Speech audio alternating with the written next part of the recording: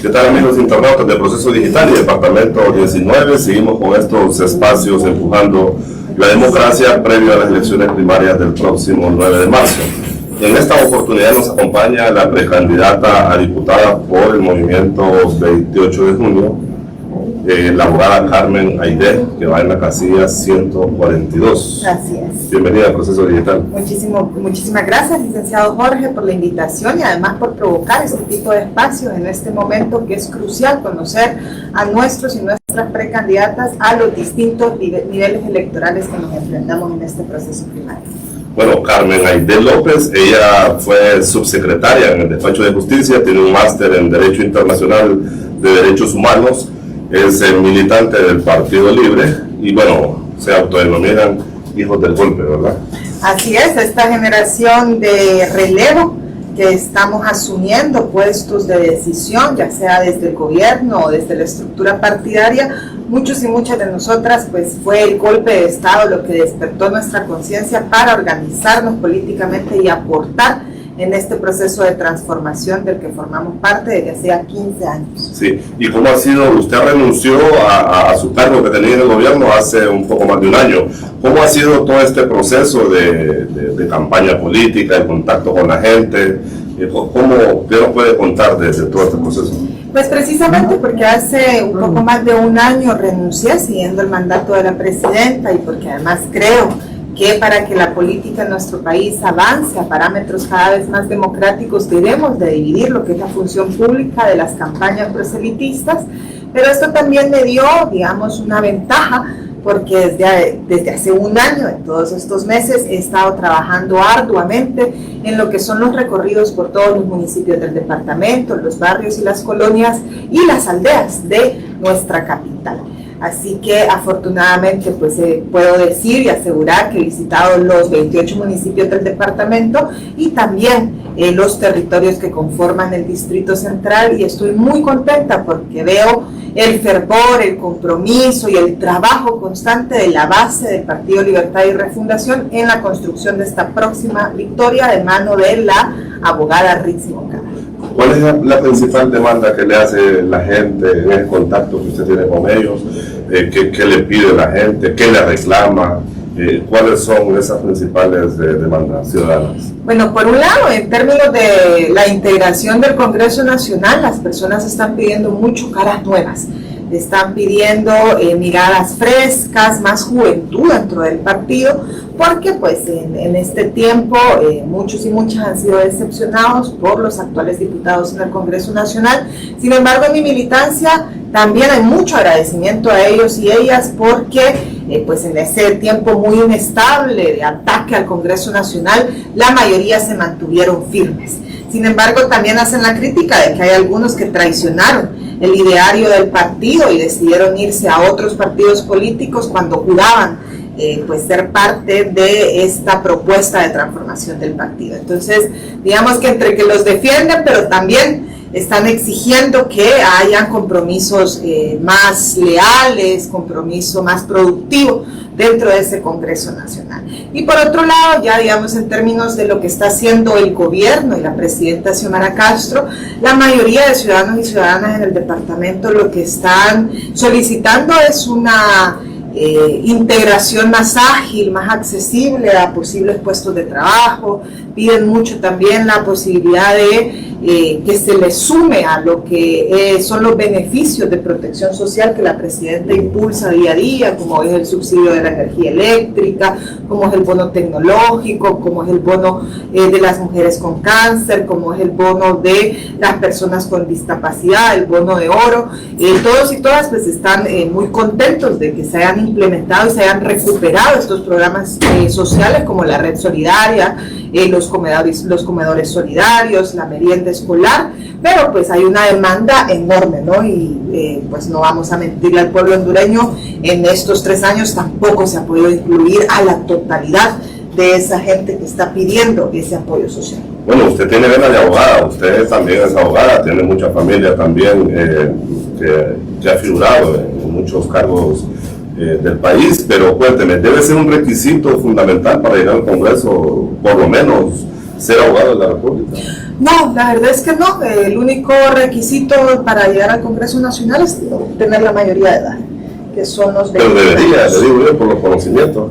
Pues yo creo que sería bastante beneficioso. Creo que es importante tener representatividad de distintas profesiones, de distintos oficios, pero también hay que tener mucho cuidado de no transformar ese espacio eminentemente político, que es el Congreso Nacional, en un espacio restringido hacia las clases populares. Yo creo que hay muchas personas que, a pesar de no tener un título universitario, de, digamos, no ser los más habilidosos en ese conocimiento estricto o formal, pues tienen múltiples capacidades de organización, de construcción de movimiento, de generación de redes y de otro tipo de conocimientos que no pueden verse reducidos a una universidad. Yo creo que es de hacer un balance, es un necesario balance que debemos de llevar a cabo, y por eso el Partido Libertad y Refundación tiene dentro de su base y dentro de su militancia esta oferta que es múltiple, ¿no? Tienen grandes profesionales como yo, que pues me he dedicado mucho al estudio, he avanzado con mi maestría, con mi profesión, pero también tenemos compañeros que hacen un trabajo muy destacado de organización política, que no parte la legitimidad de ellos y ellas de un título universitario. Bueno, en esa misma silla donde usted está, hemos tenido a varios precandidatos de Libre, y vemos de que para esta contienda primaria electoral hay mucha preparación en cuanto a los aspirantes a cargos de elección popular. ¿Los toma esta elección un poco mejor preparados, digamos, a los postulantes de su partido? Totalmente. Nos toma ya después de 15 años pues, de militancia y de preparación para este momento. Nosotros llevamos ya 3 procesos electorales encima como partido formalmente inscrito, ¿no? 2 de ellos estamos seguros y seguras que nos robaron esas elecciones a través de un fraude electoral, uno en alianza con Salvador Narrala y otro también representado por la actual presidenta de la República, la presidenta Xiomara Castro, en el 2013. Entonces todos esos procesos y esos ciclos han sido un gran aprendizaje, no solo como estructura partidaria en cuanto a nuestro planteamiento estratégico para ganar las elecciones, pero también en cuanto a la formación de esos cuadros políticos, que muchos de ellos ahora están en gobierno, que además es importante destacar que muchos y muchas de ellas son jóvenes y tienen una gran capacidad demostrada llevando a cabo esas instituciones públicas, y ya vemos pues los otros que decidimos pues emprender esta aspiración político-electoral para fortalecer los cuadros políticos del partido para las contiendas electorales. Entonces, claro, ha sido un proceso que nos ha ayudado a ir creciendo, tanto como colectividad de partido, así como individuos, parte de este proceso. Sí, bueno, le planteo 2 escenarios. En los congresos pasados que hemos tenido ha habido mayoría y se han aprobado un montón de leyes que incluso han perjudicado al pueblo. Actualmente tenemos un congreso prácticamente fraccionado y vemos una gestión convulsa. ¿Qué debe de pasar en el Congreso de la República para que se logre legislar debidamente, como el pueblo lo demanda, con leyes de trascendencia nacional? Sí, el tema de tener una mayoría tan avasalladora en el Congreso Nacional no siempre tiene buenos resultados, porque depende mucho de la intencionalidad de esa fuerza política, ¿no? ¿Para qué hace uso de esa mayoría? Si es para aprobar proyectos en beneficio de pues las clases populares en el país, de las necesidades más latentes de la sociedad hondureña en general, o es más bien para blindarse ellos y ellas mismas respecto a sus actuaciones, incluso muchas vinculadas con el narcotráfico. Ese fue el caso en estos últimos 12 años y 7 meses, ¿no? Que fue el gobierno totalmente cooptado por el Partido Nacional, tanto en el Ejecutivo como en el Congreso, que se volvió en un aparato voraz de lo que era el tráfico de influencias, el desvío de fondos públicos y todo esto direccionado hacia lo que ya sabemos que era una vinculación con el narcotráfico, incluso pues constatada por una corte de Nueva York en Estados Unidos. Entonces ya vimos pues que la mayoría dentro del Congreso no garantiza bienestar. Entonces lo que debemos de avanzar es en generar consenso sobre las necesidades latentes de Honduras, cuáles van a ser las prioridades que como representantes políticos, no solo de un partido, vamos a lograr acordar y convenir para que éstas puedan avanzar sin ningún tipo de boicot o desacuerdo que estanque la discusión ambiental. Tiene que ver con consensos y además con conocimiento científico. Ya no podemos simplemente pensar que las propuestas dentro del Congreso Nacional surgen de emocionalidades o de posiciones personales, sino que tenemos que profundizar en las herramientas de las ciencias sociales, de las ciencias económicas, de las ciencias políticas, que nos darán una ruta respecto a cuáles son, digamos, los caminos más importantes que debemos emprender para mejorar el tema de la desigualdad en nuestro país, de la pobreza extrema, de la polarización política, de la libertad de expresión y otros derechos que es importante resguardar. Sí, y bueno, la abogada Carmen de López nos podría plantear brevemente unas 2 o 3 propuestas políticas, iniciativas, proyectos o ideas que usted lleva a la Cámara Legislativa.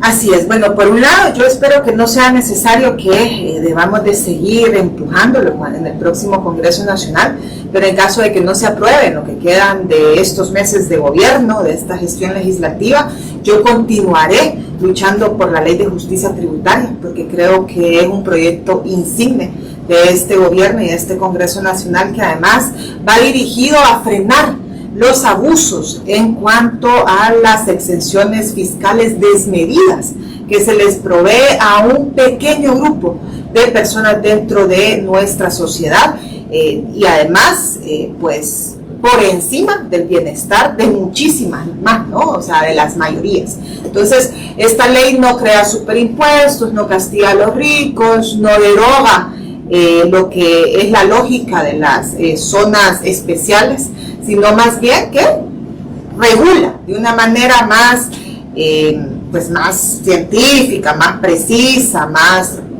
en general justa, lo que es el tema de los ingresos fiscales. Por otro lado, pues por mi trayectoria y mi experiencia, que fui la apoderada legal por muchos años de los comités de familiares de migrantes desaparecidos, tengo mucho interés en aprobar proyectos y normativa que, por un lado, porque es el problema del momento, que exista una reintegración integral y sostenible de todos aquellos compatriotas que están siendo deportados en este momento por el giro de la política exterior de Donald Trump. Debemos fortalecer el programa que la presidenta ya ha iniciado de hermano o hermana vuelve a casa. Debemos de fortalecer la pequeña empresa, crear más proyectos de emprendimiento, en general ampliar la oferta y las oportunidades para estas personas hondureñas que están retornando al país. Pero por otro lado, el conflicto alrededor de la migración es muchísimo más amplio. Por ejemplo, los migrantes que están persiguiendo el sueño americano, hay muchísimos y muchísimas que se pierden en el camino, o sea, se desaparecen, los asesinan, los torturan, los mutilan, les violan y sufren toda una serie de violaciones a sus derechos fundamentales, de los que pareciera que en nuestra sociedad no hay mayor conciencia o no se habla mucho, ¿no? Entonces necesitamos también crear convenios que puedan generar una colaboración activa entre las diferentes fiscalías de Centroamérica, México y Estados Unidos, que permitan la búsqueda activa de todas esas personas.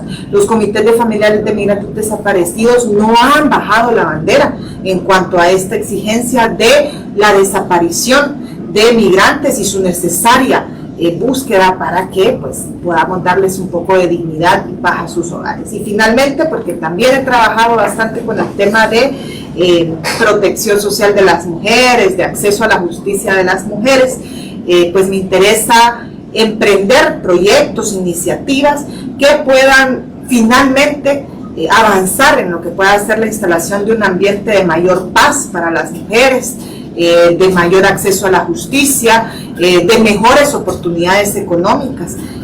Nosotras, pues las personas que estudiamos un poco el tema de las ciencias sociales, se ha acuñado un término que se habla de la feminización de la pobreza, porque finalmente la mayoría de pobres en nuestras sociedades, no solo la hondureña, este es un fenómeno latinoamericano, la mayoría de pobres son mujeres, y tiene que ver con la doble carga de no acceder de la misma forma al empleo formal como lo hacen los hombres, y también la carga del hogar, o sea, todo ese trabajo que se ha recluido al espacio privado y que realmente debería de ser una obligación, además de sus compañeros hombres, de la sociedad en general.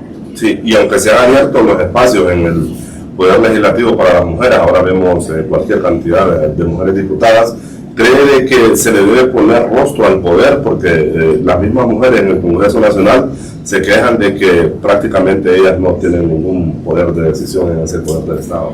Y ese es el problema latente, Jorge, que digamos que en términos formales hemos avanzado muchísimo. Tenemos la primera mujer presidenta de la historia de Honduras. Eso es un hito histórico que pues, los libros de historia con los que estudiarán nuestros hijos, hijas, nietas, lo marcarán como ese parteaguas en la historia democrática de Honduras.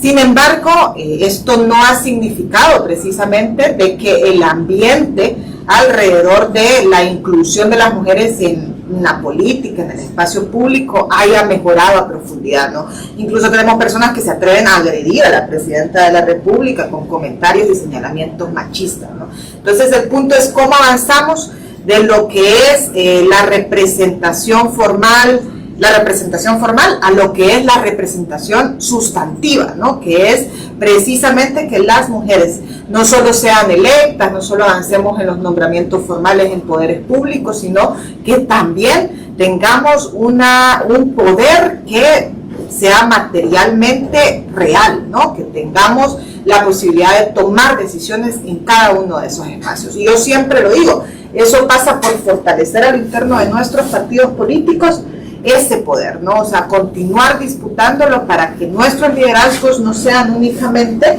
puestos de dedo o digamos una cuota que cumplir, sino que nosotros ya estemos haciendo el trabajo de organización política interna que realmente signifique tener una silla dentro de esa mesa de negociaciones. Sí, bueno, usted es una de las grandes apuestas del Libre para llegar al Congreso de la República.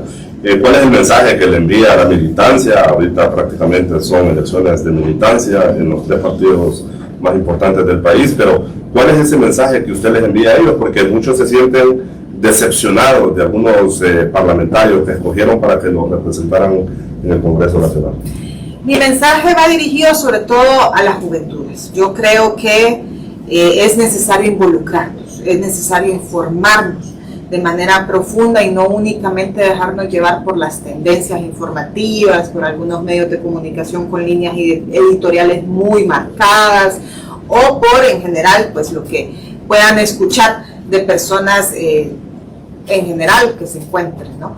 Y yo lo digo porque creo que estamos en un momento, Jorge, en el que hay hay poca credibilidad alrededor del sistema de los partidos políticos y yo lo entiendo.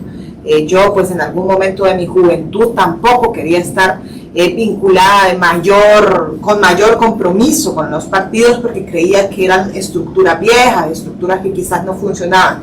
Luego pues conforme fui estudiando y conociendo lo que era la apuesta política del partido que represento, me convencí totalmente de que los partidos son la herramienta para poder transformar el Estado y que es el Estado el único a través del cual podemos hacer grandes transformaciones para la mayoría de la población.